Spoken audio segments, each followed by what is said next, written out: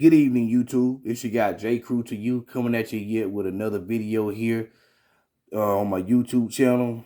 It's September 28th, 2021, and I got a little bit of talking to do this evening. Got a lot on my mind with this particular issue, and it's probably gonna take a while. For those of you who've been following my channel, you know I've been recording videos probably since about May, around Memorial Day weekend. And I really have done maybe a few videos that have gone into maybe like gone as long as 27 minutes, 32 minutes. But this is going to be a video that could probably at least go that length, if not longer. And if you can see the screen, and if you probably have been taking breaths, for, meaning that you've been alive for the past couple of years, and also yesterday, you know that you seen our guy, Mr. Robert Sylvester Kelly, in the news a lot. Uh, or you can just shorten his name by his stage name to R. Kelly. If you follow the life of R. Kelly, it's been one of those roller coaster type of existences that he sort of had to endure. And I believe he released a book some years back called Soul Coaster. I don't know if it was maybe him himself or it was a biography that was penned by another person, but I think it was called Soul Coaster. And he's been through a lot of stuff. But again, if you follow him, you know maybe a few things at least about R. Kelly over the past 3 decades. You follow his career at all. Number one, that he's been this incredibly productive singer who's both written, or at least when I say written, at least verbally written a few things, a few hits rather. And I shouldn't even say a few. I should say he's written many hits throughout the years, and he's been just like this incredible star that has stood the test of time over the past 3 decades. I mean, because if you follow his career early on in terms of imagery, his music was always driven by sex. Sex was a key theme in his music, and you can see how his appearance have changed to sort of go along with the times. In the early '90s, when he came out with that group Public Announcement, and when he released his first solo album, 12 Play, he had a very traditional R&B male looking image. He kind of wore like a lot of vests, maybe some suits, looked well dressed, had a bald head. Then as the 2000s came around, he began to adjust his look. And he looked more or less like how some of them R&B singers were starting to come off as. So like a rougher edge R&B singer. He started wearing, cornrows in his head. Music got, more explicit than it already was. He had more curses in it. And some people felt like he was just going along with the times of trying to keep up with the Joneses, meaning that he was trying to have a younger look. But in either way, you still knew his music. And that was the big thing, is that, he was an incredibly productive musical machine. The second thing you probably know about R. Kelly, is what I'm about to really focus on this evening, is his issues with having sex with young girls throughout his career. It's been something that's dogged him really since probably the mid '90s officially, in terms of being out there for public consumption. And as you all have seen in recent months and days, has resulted in him being in jail for a while now, and ultimately yesterday ending with a conviction, at least on his New York trial of sex trafficking. And I'm going to get into those things. I'm gonna have to take it back to the beginning of R. Kelly, and I'm gonna try to do my best to go through some of these issues, because there's been so many different accusations throughout the years. As you can see, I got some stuff pulled up on the screen here, and it's just a few articles I found that's covering his conviction. And I know there was an article I've seen on CNN, which I'm gonna click on in a minute. It kind of goes through some of the issues that he's been through in his career. I'm going to start off with what just happened yesterday on September 27, 2021. As you can see on the screen here, I'm going to just read from this BuzzFeed.news article. a BuzzFeedNews.com article, rather. It says R. Kelly, the R&B singer who for more than 25 years faced accusations of sexually abusing dozens of young victims rather, without consequence, was found guilty of federal crimes on Monday. For over the month, Kelly had been on trial in Brooklyn federal court on one count of racketeering and 8 counts of violating the Mann Act, a federal law addressing sex trafficking. Federal prosecutors accused Kelly of running an enterprise through which he exploited his star power time and time again to prey on underage girls, young women, and at least 2 male victims. That last part really was shocking to me because R. Kelly never came off like he was in the dudes. But hey, to each his own. And now I'm going to kind of go back to this CNN.com article. I'm going to go through his career some here.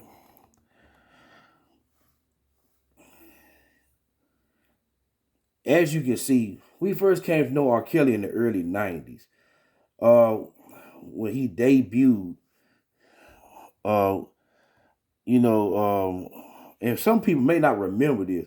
He initially came out. He came out with a group uh, called Public Announcement. And some people may not really remember all that. It's called Born into the 90s.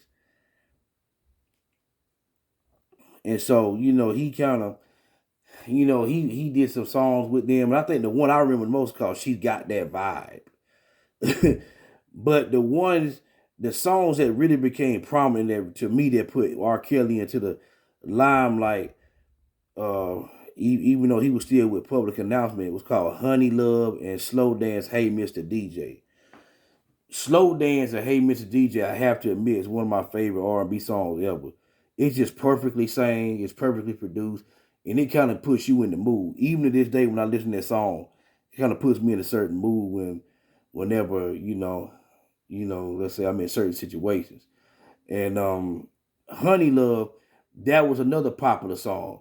And I remember him doing both of those songs on Showtime at the Apollo way back then, back when those songs were very, very popular. And again, he was just a guy who was, write some hit R&B songs that we were getting to know. And, you could tell that he's gonna have an impact on the music industry. Maybe not for this long and in this way, but you could tell he nevertheless had a lot of talent, with music. And fast forward, a couple of years have gone by, and in 1994, there was just a flat out bomb that dropped. That year, it was reported that R. Kelly had married the then up and coming R&B singer Aaliyah Halton, more professionally known as Aaliyah. For people who remember, R. Kelly had wrote her entire album, Age Ain't Nothing But a Number. And they had some hits on there. And, it had that back, forth, and forth. And they had that Age Ain't Nothing But a Number song on there. And so, it had some hit records on there. And that's how people got to know Aaliyah. But R. Kelly was even getting to be more known and more respected in the music industry because he was writing for an up-and-coming artist who was not himself. And so it kind of proved that, this guy, he really had talent. But with this article that came out, it had like a marriage certificate, and it was kind of shocking. It showed that R. Kelly was, I think, 27 on the marriage certificate. You can probably Google it online. I mean, it's out there. That he was 27. They said Aaliyah was 18. When in fact, I believe she was maybe around 15 at the time. She was like 15 years old, maybe. But it claimed she was 18. From what I remember back then, I was young myself back then. I kind of remember it kind of coming, but something happened that will come to happen and domineer R. Kelly's existence throughout the years. It happened, but there was no real legal issue from what I remember that he had to go through with that. In terms of him being arrested for marrying an underage girl or that really being researched beyond what was shown in that Vibe article. It was as if it was said, but nothing was done. And I was kind of thinking to myself when I saw it, I was like, well, isn't that illegal? What's gonna happen to him? What happened is nothing happened to him, from what I remember. But the marriage got annulled like a year later. But they were officially married. It was a marriage certificate. I've heard different reasons why this happened. Some people said that Aaliyah got pregnant, and if she got pregnant, R. Kelly wanted to at least have something out there saying, or at least trying to prove that she was of age so he wouldn't get in trouble with the law. And so, but again, that could not be true. It could not be true. And as you can see, in '96, uh, R. Kelly, who was obviously a well-known artist by then, he was known to tour a lot, and really really kind of promote his music through his touring, in addition to releasing albums and videos. He ended up marrying one of his backup dancers named Andrea Lee in 1996. But as would be a common pattern throughout the next decade, R. Kelly would end up catching cases where young women would come out at different times, claiming that they had a relationship with him in which he was either abusive or, just kind of, coming out, suing him in some way. But yet, what was the common case was that, okay, yeah, I had a relationship with R. Kelly and I was having sex with him, but they were saying they were underage. They said they were underage at the time. They were all maybe like 17, 15, somewhere in there. Just to give a general age range, they wouldn't be of the age of consent. And so one of these women that came out was Miss Tiffany Hawkins, as you can see in December 1996. She came out and alleged that she had an inappropriate relationship with him, and she filed a suit against him, and she said she was underage. And as you can also see, that was noted around this time, R. Kelly released that song, I Believe I Can Fly. That song was incredible. I remember that song being sang in churches. I remember that song just being somewhat everywhere, in the world, in terms of, being on all over the music charts, the video being everywhere. And it was very inspirational. And he did it for the Space Jam soundtrack. That movie that Michael Jordan, the retired NBA superstar, was doing at the time called Space Jam. And it was a very inspirational song. It was incredible.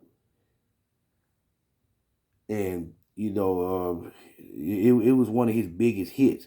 But that would be sort of like a common theme, and I just said a few minutes ago, in R. Kelly's career. He would have these issues that would come up with underage women, but his music was so popular that he would just kind of be able to skate through it quietly. Like, it would be reported maybe in some kind of way, but nobody really paid too much attention to it. It really wasn't taken seriously. And it would be just a common theme throughout his career. And moving on. And this is where his problem is probably going to get put out even more so. It's going to become more well known to us as people like in the world. And as you can see, in December 2000, there was a couple of reporters that worked for the Chicago Sun-Times. They published an article about R. Kelly having a relationship with multiple young women throughout his life. In particular, when he began to become known, as a singer. It was reported, but again, at that point, it really didn't slow R. Kelly down. This is December 2000. And again, I can remember the exact time frame in terms of the exact month of year that infamous tape emerged. But just offhand until I read this article. It says January 2001, a tape emerges. D-Rogatis anonymously receives a videotape, and D-Rogatis being like one of these reporters from the Chicago Sun-Times, and he received a tape that appeared to show R. Kelly having sex with a young woman. It's just out of concern, he turns it over to the Chicago police. And then it says August 2001, more legal trouble. Tracy Sampson, an aspiring singer and former intern at Epic Records, filed a lawsuit against Kelly claiming he initiated a sexual relationship with her when he was 17. The case is settled out of court for an undisclosed sum. And so again, they talk about that infamous sex tape that occurred.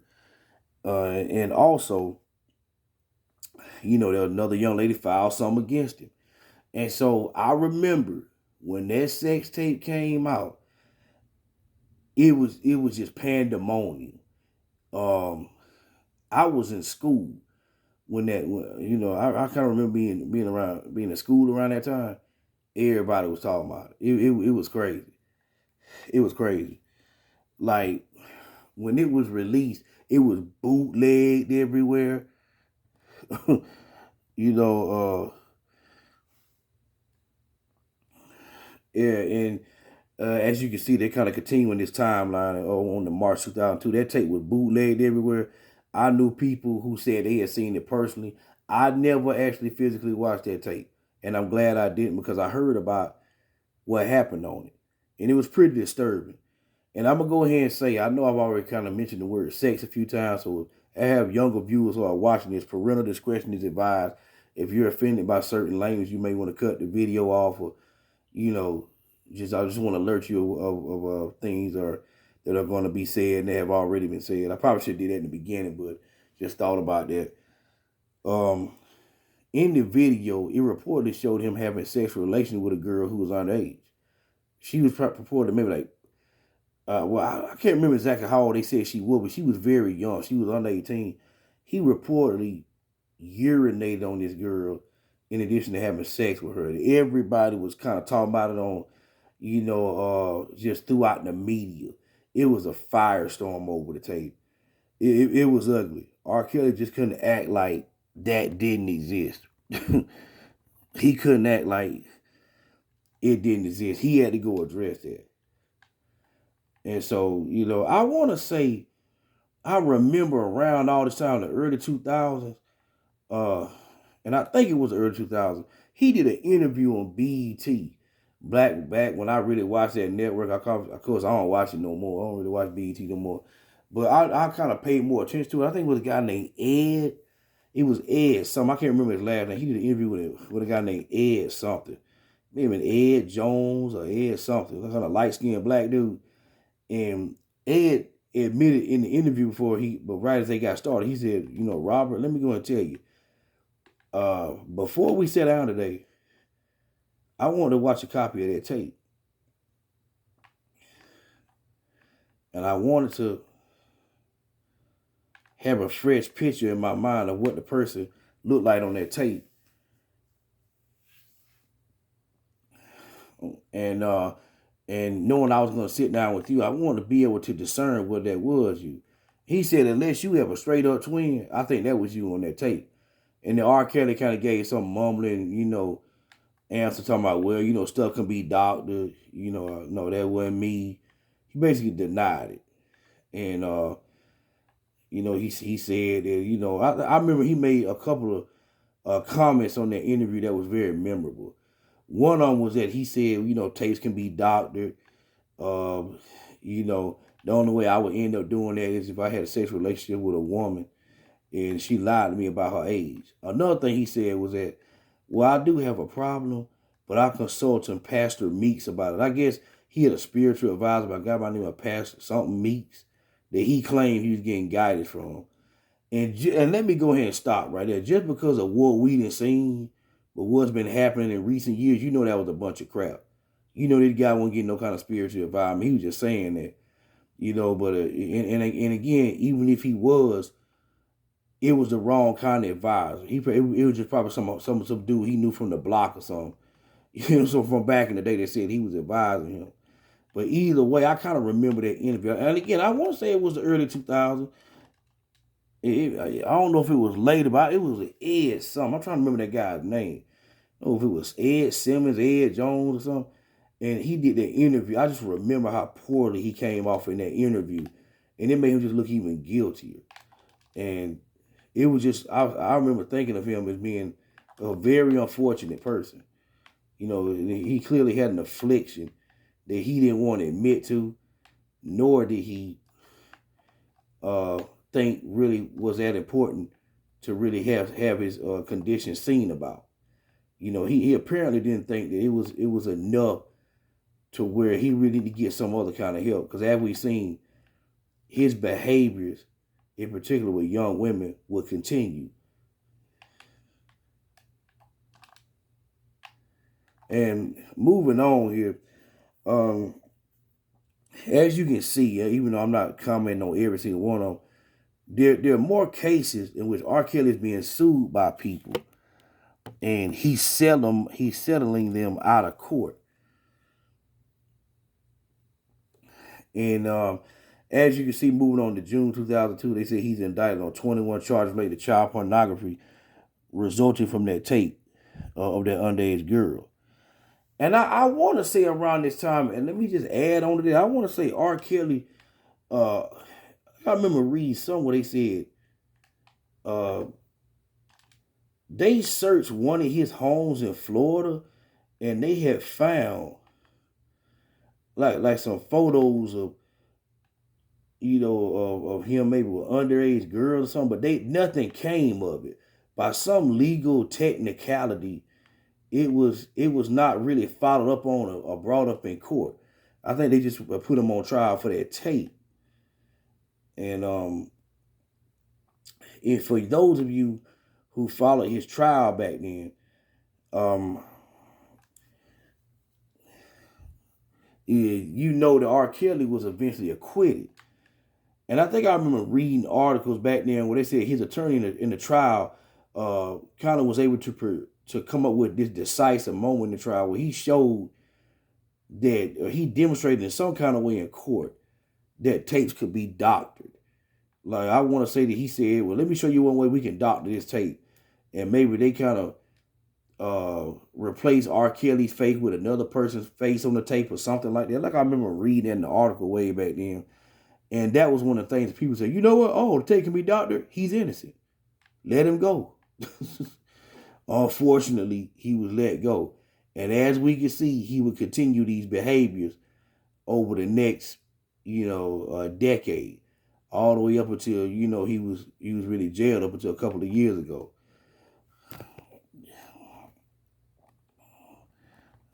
And as you can see, in June 2008, he was found not guilty on all those charges. And he divorced his wife in January 2009.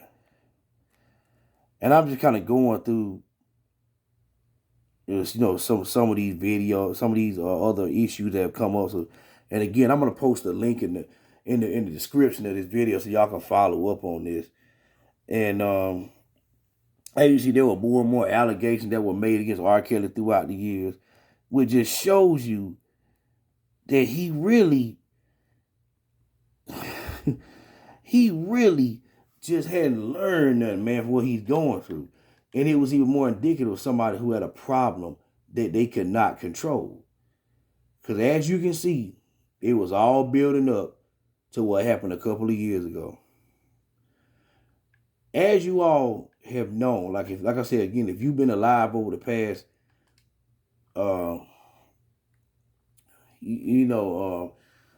decade, women's rights have really sort of become prominent within our country and in the world.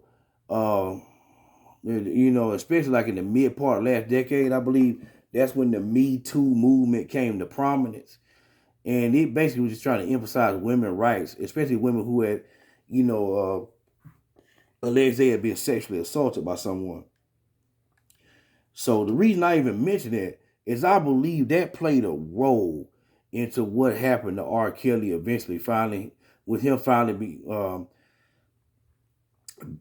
catching some charges and him being jailed on that. Because most people couldn't believe that all this time had gone by and nothing really had happened to him from a legal standpoint in terms of him really being jailed or having to, being convicted or something. It was kind of astonishing because given what we already knew. As you can see, in January 2019, a couple of years ago, that infamous series debuted, I believe it was on Lifetime. And it was called Surviving R. Kelly. And they interviewed many women who said they had been with him, including several underage women. and they documented their issues with R. Kelly. You know, in terms of um, when they started having sexual relations with him. And one of the young women that I mentioned earlier when I first started this video was named Tiffany Hawkins. I believe she was in that Surviving R. Kelly series. And there was a young woman who I kind of skipped over just a few seconds ago. Her name was Jerhonda Pace. She was another young lady that did an interview. And they basically gave their account of the, saying that R. Kelly was very abusive, that, he did have an issue with underage girls. And I remember I want to say it was during that series, they interviewed like one of his brothers. I think Bruce Kelly, who was in prison. And that was one of the more moving aspects of that series to me. I think Bruce Kelly gave kind of accounts of why he believed R. Kelly had exhibited this behavior. He was saying basically R. Kelly and him had been abused as young men. They had been sexually abused. They had a female cousin, I believe it was, that kind of stuck pencils up into their private areas and abused them. And that's kind of where they feel like his behavior came from. That was what generated this. And this of course happened when they were young kids. But going back to the Surviving R. Kelly series, after that came out, and given that we're in a society now where social media is just unbelievably big, it was everywhere. R. Kelly, as we can see, really wasn't gonna survive this. This ironically, he wasn't gonna surviving R. Kelly. Because what came to happen is that he began. I believe what happened. Let me kind of state this in a certain way. I believe what made his most recent prosecution more successful is that it was approached from a federal level and how it was really viewed, how it was really sort of put together. The way they put it together, and I kind of touched on it when I first started doing this video, was that it was on a federal level and it was looked at as sex trafficking, with him kind of moving young girls all across the United States, him engaging in sex acts with them, which can be interpreted to be legal and illegal in different ways depending upon how the lawyers present it. I even mentioned that certain Mann Act. And I think that was the key difference this time around. It was how it was prosecuted. It wasn't just with one girl and that was it. It was with a many young women. And it was presented from this perspective of him sort of moving them around from state to state, abusing them, and they even touched on some different sex acts that he had engaged in with these young women. And it was really presented in such a way that it made R. Kelly like a monster. It made him look like that he just had no civility, that he was just this demonically possessed man who was just engaging in all this crazy stuff.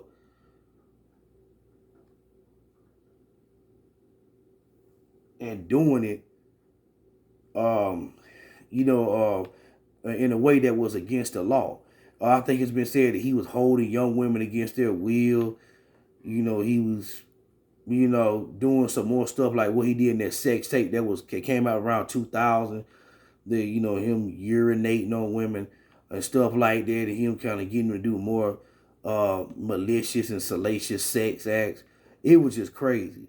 But it's because it came from federal prosecutors.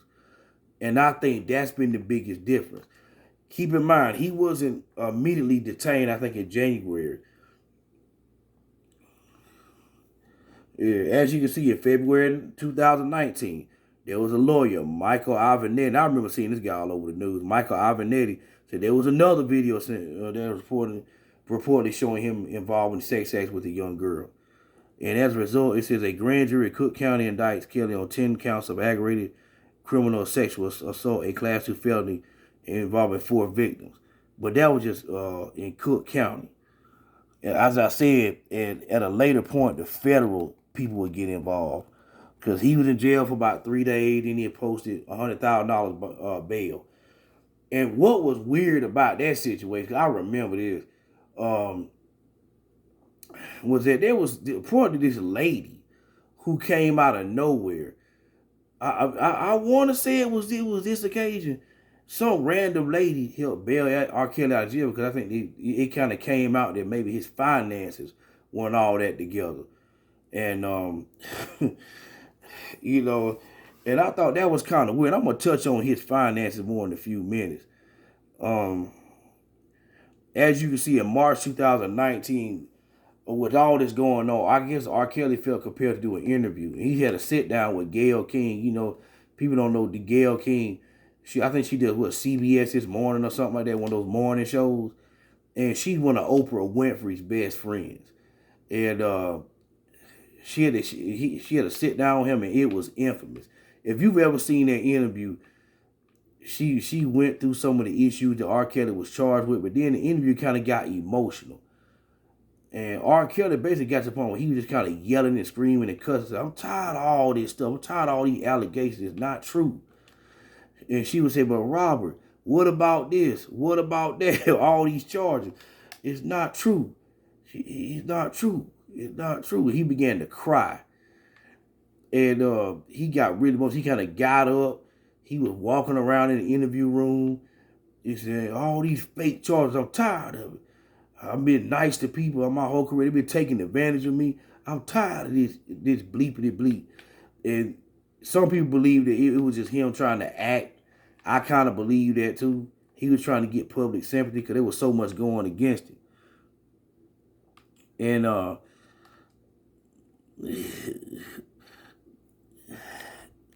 going against him at that time. So I just believe that he began to act out to try to get some sympathy of some kind.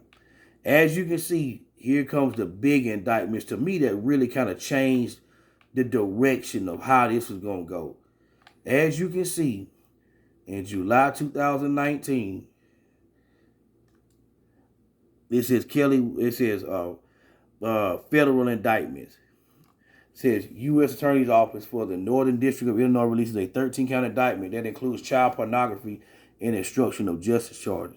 Kelly is also charged with sex trafficking in New York and attempting to influence a case in Atlanta, and a 5-count indictment from the U.S. Attorney's Office for the Eastern District of New York, a source with knowledge of the arrest said. And with the case in Atlanta, I believe they were talking about a couple of young ladies that had come out, and it was revealed these young ladies maybe had a relationship with R. Kelly at one time, maybe when they were underage. And around this time, their parents had come out saying, had come out doing interviews saying, well, R. Kelly, he has our daughter trapped. We're trying to get to our daughter, but we can't get to him. We can't reach him. We've been trying to get in touch with him, but they're under his control. And what was weird about it was that some of the reporters who were around back then who were covering the case, they were able to get in touch with one of those young women. And she did like an interview or something like that where she said she was okay, that she was with R. Kelly, and that she was with him willingly. But it was kind of weird because when she did a video of this, it was as if she was being directed to say certain things and influenced to say certain things, in a way. And but either way, I think that's what they're referring to when they say he was attempting to influence the Atlanta case. Was that at the time they eventually interviewed these women. One was named Adrielle Clary, and I remember that name clearly. I can't remember the other young lady's name, but the other young lady, I think it was her parents that came out and said they were pleading with him to return her, to bring her back home or whatever it was. And it was just wild, man. It was just wild. And but I believe that's what they're referring to when they say he's influencing the case in Atlanta. Because when they were interviewing these young women, and it may have been Gayle King that was interviewing these two young women. Don't quote me on that. It may have been Gayle King. It was reported R. Kelly was in another room and he was kind of coughing, and he was trying to direct them how to respond to certain things on camera, and it was a mess. It was a straight mess. But I believe that's what that is referring to when you read that right there. Uh,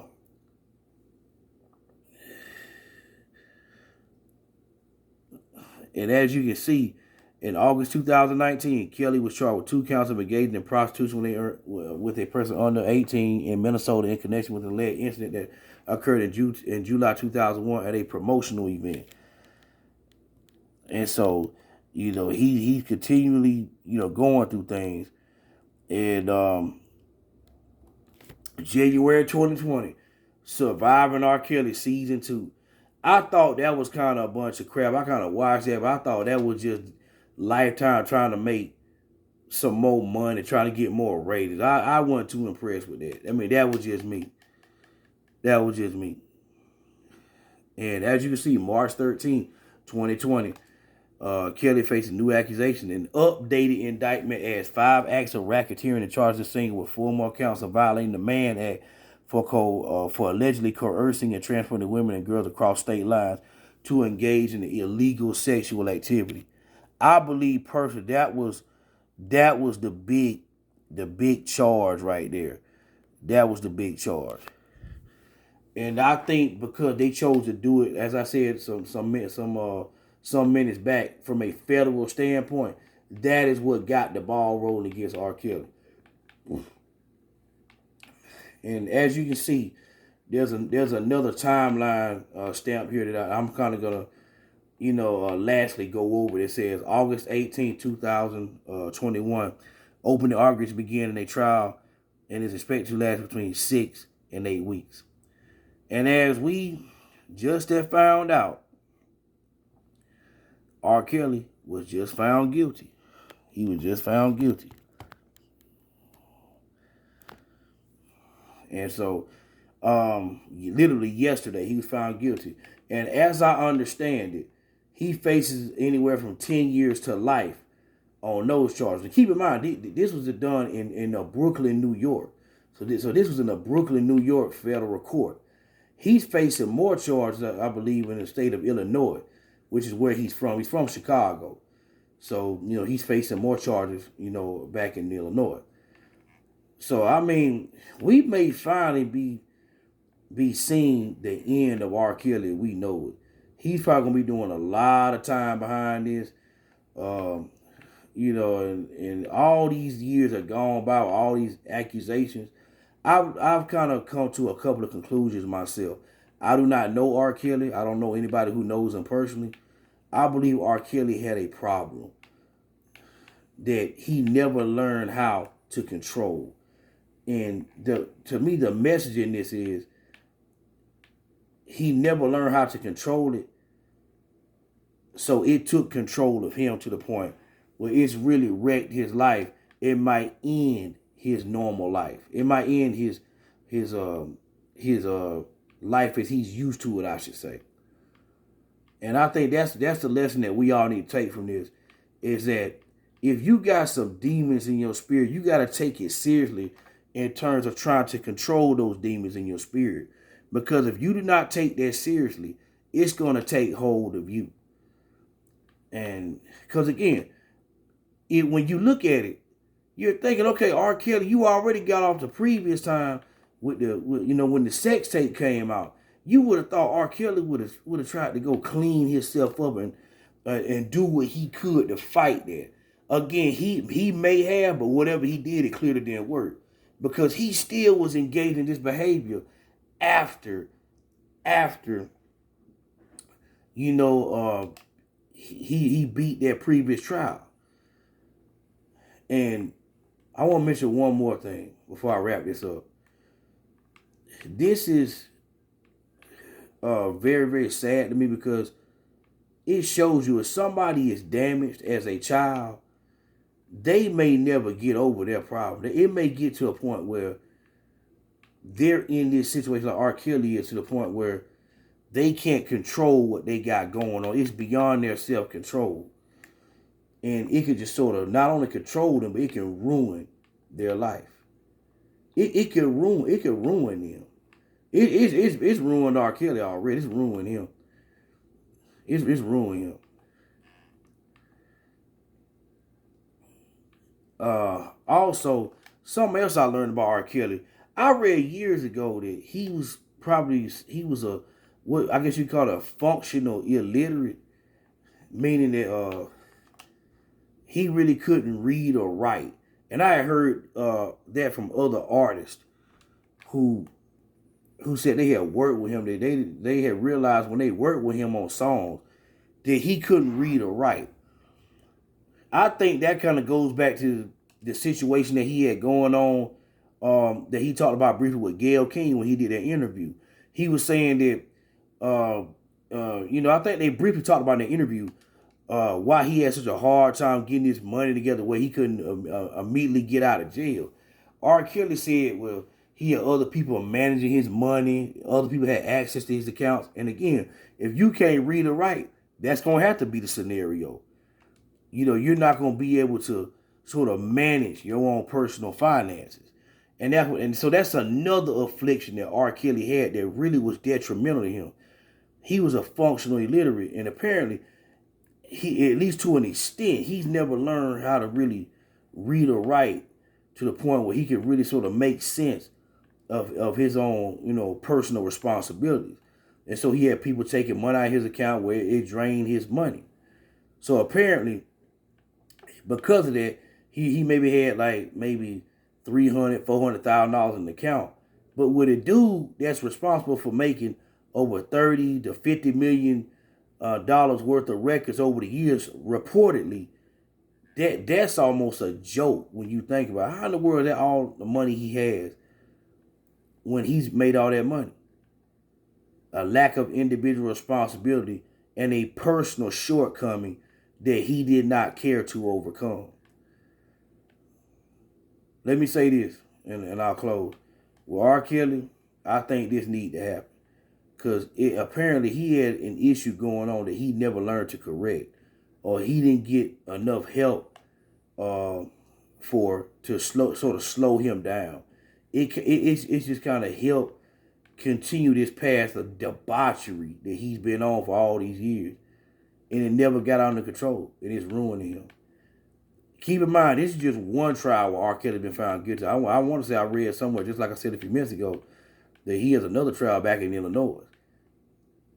So, he may have to go do some more time. And R. Kelly, from what I understand, he's not going to be sentenced until May of next year. That's our legal system. And that's just crazy to me. And May of next year, we got to wait to hear about this again. But that's how the legal system works. I guess I'm not completely surprised. But she got J. Crew to you, coming at you with another video. Apparently, R. Kelly ain't gonna survive R. Kelly. Yeah, I'll leave you guys up. I'll leave it up to you all to, maybe leave some comments. Give your own opinion of what you guys think is coming for him. But it don't look too good. It's good. And again, the saddest part about what's going on is that R. Kelly can't survive R. Kelly. It's pretty much just kind of ate him up as an individual. So I'll close with that. So got J. Crew to you. Closing out this video. I know it's a little bit long-winded, but I think it was worth it given the topic that I was covering. If you like the video, click the like button. If you want to subscribe, hit the subscribe button. And until next time, I'm out.